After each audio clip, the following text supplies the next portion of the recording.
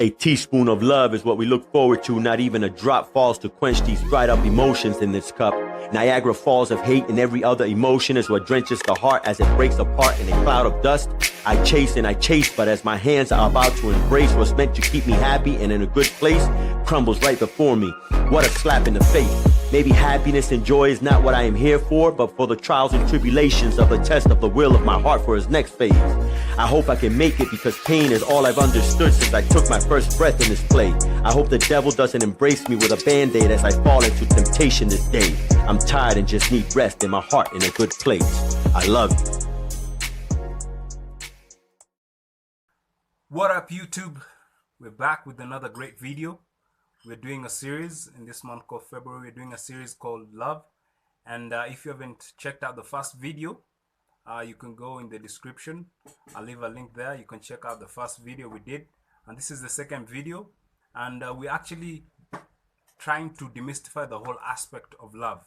First of all, we started a video on the topic, what is love? And we asked you guys to give an example or an expression of what it means to you when you hear the word love. And we got a couple of answers, and you can check out the answers on the comment section on that video. And today we're going to actually shift to the other side of love. Most people know love in the good sense, but there's the other flip side of love, created mostly because of past experiences. The people who don't have a good understanding or a good experience of love based on either what happened to them in the past, or generally they've never come across somebody who has shown them what is love. So our guest poet today is Tanya, and she's going to dive into that side. So I'll see you after the video. Patrick would never say the word love. So when he volunteers to read the poem for class that day, he does so only on the condition that he doesn't have to say that word. So he reads, and when he gets to that word, he pauses, looks at me, and waits for me to say it, love, before continuing. Sounds a little something like this. The saddest thing in the world has got to be when you love someone unable to provide the love and support you need. And actually do it like this dramatically, perhaps to make my students laugh as I fill in the gaps. You see, Patrick, he's one of the most talented students I've ever had. He scores his pain beautifully on the page like he's constructing arias for operas with poetry. Patrick makes sense of things, his remembering like his mother's drunk driving, her suicide attempts going off a cliff with him at her side. After all, what kind of mother would want to leave her child behind? In another piece, Patrick calls himself a bird without wings. After class, apologizes for always writing such sad things. But he can't help it, he says. The teacher in me tries to create reinforcing messages like sometimes it's the sad things we need to write in order to release, let go, break down, and cry. I tell him maybe try to incorporate music. I know it lifts me. His response, Miss Tanae, I don't think I can sing. Say, baby, it doesn't matter whether you're on or off key. It's about honoring and using your voice. His song of choice, I believe I can fly. The next day, Patrick drifts between verses. I used to think that I could not go on, and life was nothing but an awful song. And he hits every note. To the back of his throat, I can hear past anger turn into harmonious hope, and though he still won't speak it, Patrick sings it. Later, he'll tell me there's a difference, but now I know the meaning of true love. Performing his piece inspires the quiet. This other girl who sits in the back of class raises her hand, says she also believes she's a flightless bird, but maybe she too can learn to rise with music. So she asks if she can share. No longer scared, she begins. Someday I'll wish upon a star and wake up where the clouds are far behind me. Her voice leaps up the page. Her cantatas are rage, written in jagged lines to release memories going up in a household where her mother's boyfriends came into her room at night. And it was then, in the darkness, that she wanted to rise into flight, where troubles melt like lemon drops away above the chimney tops. That's where you'll find me. But they pulled off her wings. As a flower de-petaled, she goes on to tell us this continued from 3rd grade until just last year. We are in tears when she's finished. She rips up her paper, places pieces on her tongue like sacrament, thinking if she swallows the words, This simple act might save her. So I sit beside her, put a piece in my mouth too. I want her, then the class, to know that you don't have to eat your rage, pain, and sadness alone. But they don't know that I need to eat these words too to feel full, that once I lost a friend who I loved. And when he killed himself, his body hung from rope like pendulum, marking the times I never said it enough. So today, I make sure I speak, teach, pray, and say, love, maybe even too much. I'll play love on repeat, my love, my love, my love, my love, when my students write pieces weighted in grief. So when the flightless sing, birds fly over the rainbow, why? Then oh, why can't we share in the experience? The class joins in, puts pieces in their mouths too. Together we can dissolve the heaviest words to turn notes into chords to create a common chorus.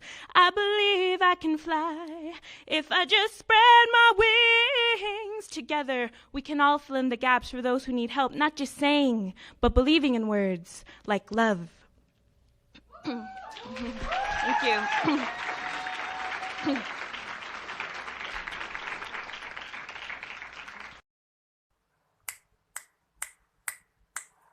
Bars on bars is all I can say about that session.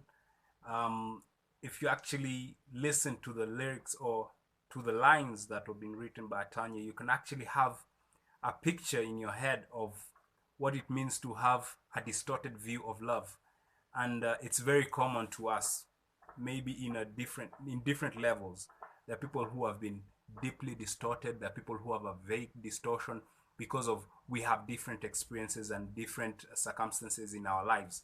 But the essence of this video is actually to bring your attention to, could you be living in a manner that you have a distorted view of love? And this has affected how you relate with people, the relations that you create with people, because when you have a distorted view of love, if you come across somebody who has the good side of love and they try to express that, you might try to fight it off or put it off because what is in your mind or the paradigm that you have as a result of what you went through has distorted your view of love. So you either reject people, resent people, or you behave in a manner that tries to put a wall between you and people. And that is not the way to live life or to enjoy love, because love was meant to create a scenario where people have a wholesome life, not life that is either viewed in terms of having walls or having barriers because of what you experienced in the past. So I want you to have a question in your head. Do I have a distorted view of love, or do I have a clear understanding of love? And how do I relate with people concerning the aspect of love? Because it is a real question, it is a real paradigm that affects how we interact with people.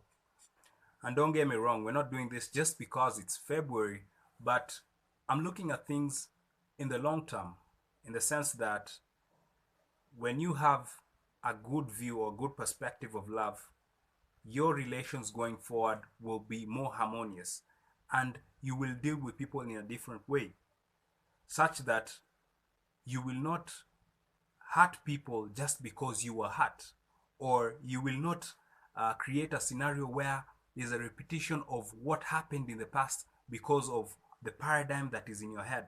Because if you have a mindset that love hurts, then you will attract that in your life. You will find that the relations that you consistently have hurt in them. But if you have a mindset that not every individual is the same, not every relation is the same, not everyone is out there to hurt you, then you will have a better view in terms of how you relate with people, and you will be able to give people an opportunity to prove themselves instead of actually writing them off even before you actually get to know them. So I hope this video gave you an understanding of what it means to have a distorted view of love and what it means to have a good sense of love. Remember, on here we're trying to use words and visuals to make beautiful that which is distorted, and we're continuing with this series with other videos. We will be producing more videos, and if you want to participate by either being featured, doing a medley, doing a recitation, a narrative, drop me a message in my Instagram and we'll follow through. We'll see how it goes. So I hope to see you in the next one. Make sure to leave a like, a comment, a subscription if you haven't subscribed, and share this video with somebody who you feel could have benefit, who will benefit from it. And I hope to see you in the next one. Oh, I don't know why you're not there. I give you my love, but you don't care. So what is right? What is wrong? Give me a sign. What is love? Oh, I don't know why you're not there. I give you my love, but you don't care. So what is right? What is wrong? Give me a sign. What is love?